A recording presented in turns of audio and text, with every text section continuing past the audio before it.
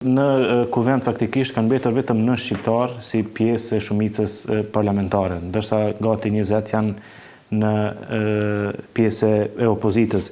A flet kjo për mbajtje të zgjedhjeve të reja parlamentare të parakoshme bashkë me ato lokalet apo pas lokaleve?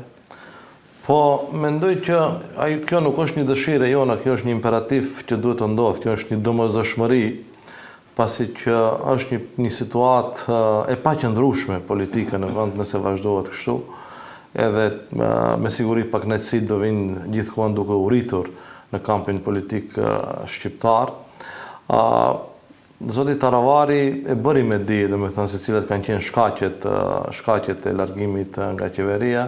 Tani përflitet se mund disa deputet nga fronti të kalojnë, por nuk besoj se në një situatë të këtillë me një qeveri arrogante, nacionaliste, me retorik cinike, nuk besoj se do ketë deputet nga fronti evropian që do kalojnë ndej, po edhe nëse kalojnë përsëri nuk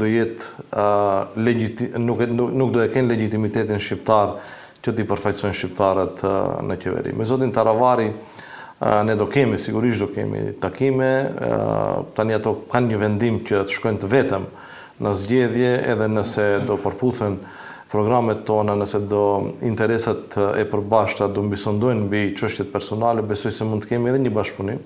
Po sigurisht kjo do jetë si produkt i takimeve, i negociatave dhe për gjithçka që do të ndodhë ne do i informojmë opinionin publik.